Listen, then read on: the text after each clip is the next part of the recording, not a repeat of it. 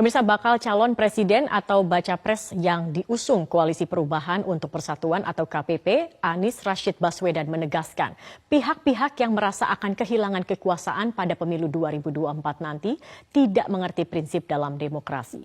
Hal ini diungkap Anies saat membahas sejumlah isu bersama Koalisi Perubahan, termasuk soal bakal calon wakil presiden.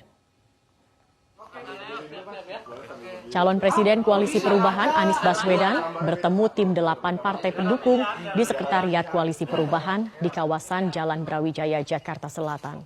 Anies membeberkan sejumlah isu yang dibahas dalam pertemuan.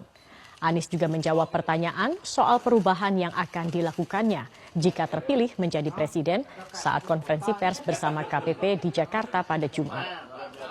Dalam hal ini, Anies di bawah naungan KPP dikhawatirkan tidak akan melanjutkan program pemerintahan Presiden Joko Widodo, termasuk soal IKN.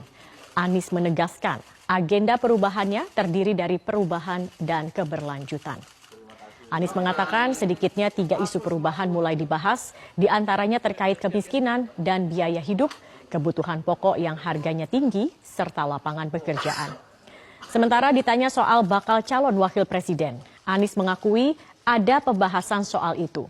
Anies pun menjelaskan saat ini proses pemilihan bakal cawapresnya tengah berjalan dan mengerucut ke 5 nama. Pemilik kekuasaan di Republik ini adalah rakyat.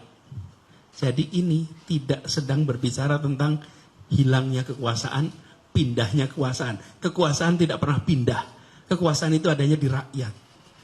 Yang berpindah dan berganti itu kewenangan dalam menjalankan kekuasaan. Iya, kekuasaan. Jadi kalau sekarang itu orang merasa nanti ada khawatir kehilangan kekuasaan, tidak, kekuasaan nggak pernah hilang, kekuasaan di tangan rakyat. Kalau ada yang merasa kekuasaan di tangan dirinya, maka dia sedang tidak menghargai prinsip-prinsip dasar dalam sebuah demokrasi.